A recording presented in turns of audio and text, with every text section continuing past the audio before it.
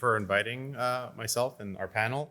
And I'm thrilled and excited to share some of what I've learned, at least integrating AI into the classroom. So before we begin, I want to highlight that a lot of this wouldn't have been possible if it wasn't for a lot of the internal infrastructure that we have here at CUNY, specifically the Broadening Bridges of Knowledge, which I know Victor from as well, a program we took part in, the Office of Transformation and their investment in career success development and career connected learning, as well as our NIH-funded training program.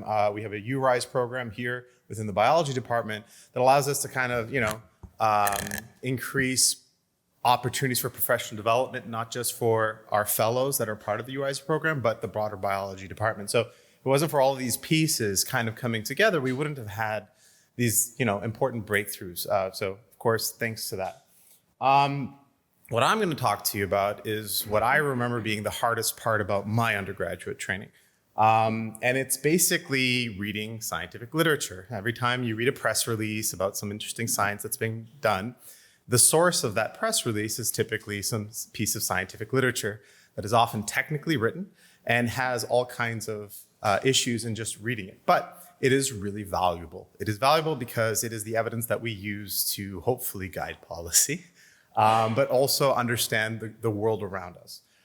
It's important because engaging students with authentic research papers helps develop scientific reasoning and inquiry skills. It helps them ask questions.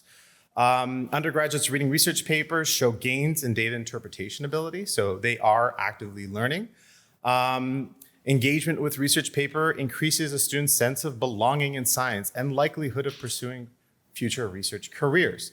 And it requires students to critically assess claims rather than accept conclusions at face value. So there are all kinds of gains that we get from getting our students to read primary scientific literature, to read scientific papers.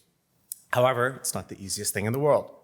There are many steps that one takes to eventually get to the crystallized information that we end up using and digesting to understand science and the process as well.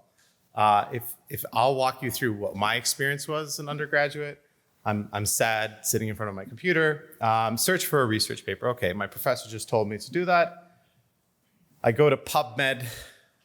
I use my, you see me kind of excited, whatever, it's fine.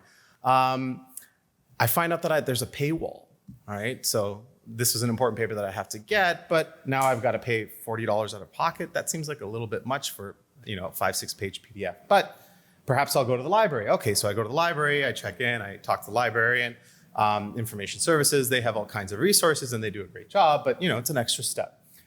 We get the article, and now we have all kinds of technical language that's being thrown at us.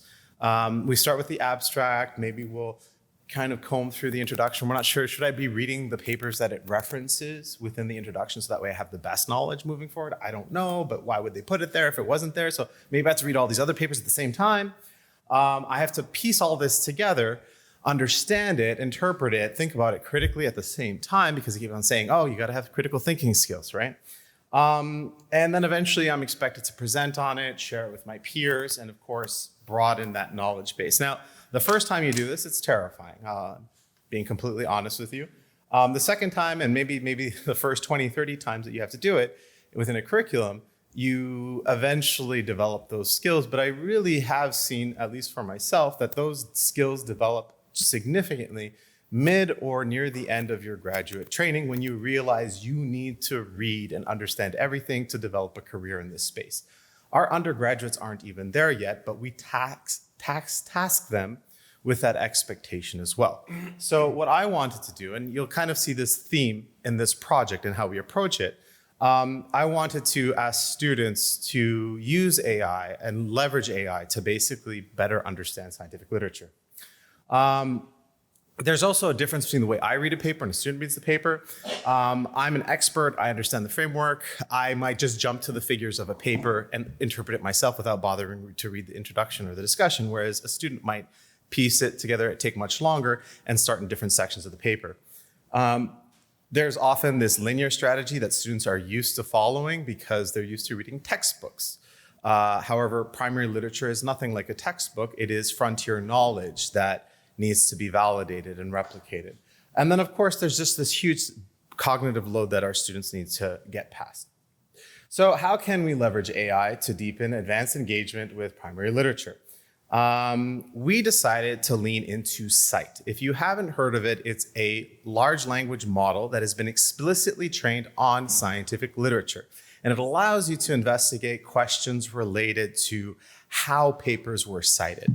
It really allows you to also visualize what a controversy in a field might look like based off of how contrasting and supporting reports might be connected to that paper. So there's all kinds of very interesting data one can derive from how publishing works through this platform. It is a paid service. So what we typically do is we make it a 1-week assignment. And within that 1 week, they're expected to sign up for the 7-day free trial and get the assignment done. But it is a very helpful platform. But what we specifically use it to do is that we didn't ask the student to do what they typically do for an assignment, where they are expected to meet the level of requirement that would have existed before we had AI. But if anything, we asked them a very, very difficult question that's more advanced graduate level. We did this in our Bio 200 Research Foundations class, 25 to 30 students. It's offered in the spring and fall. We have a collection of sophomore and senior students. And at first we presented it as a take-home assignment where they were expected to give a topical review of AI in a specific field of research using this CITE LLM. We gave them an advanced question. Hands up, does anybody know the difference between using small molecule therapy or peptide-based therapy in the treatment of mental illness? Hands up? Exactly, right? If this room doesn't have a knowledge base for it, I assure you our undergraduates do not either. But that's the whole point. If you had no bearing at all on using peptide-based therapeutics versus small molecule-based therapeutics and the 20, 30 years of experience it requires to even make one of these, you wouldn't expect an undergraduate to do it. But with the current form of AI and access to that resource for our students, I do think it's fair to ask them. And I think this is where we can kind of start leveraging AI in a meaningful way. So I won't go through all the details. We gave them a pre-questionnaire and a post-questionnaire after they used this platform. But what we did learn from this work is that it did increase motivational values of science and identity. Interestingly, it increased the perceived costs of reading primary scientific literature. Now, my take on that is that they're seeing it as a little bit more challenging than they originally did. But I also think it's because they've moved from the category of unknown unknowns to known unknowns. So it's part of the learning process. And I think it's a really important lesson that they get earlier on. At least that's my take. And then students perceive the AI tool as highly useful for working with scientific literature. And we are formalizing this into a paper that we're submitting to Integrative Organismal Biology. So here's the big picture that I guess I'm trying to sell here. And I think that's really important. And I try and illustrate it with the use of a map. We all are old enough, and myself included, to know what it's like to have used a map a long time ago. But in this day and age, we use GPS. It reduces that cognitive burden that we carry around with us when it comes to navigating a map, finding the right street, and things like that. So originally, students navigated knowledge by memorizing routes. There's a lot of ways to get a 4.0 GPA and an A before AI. And I'm really hoping that not only does this tool and resource help us answer our questions, but also uplift the content and the curriculum that we can offer to our students.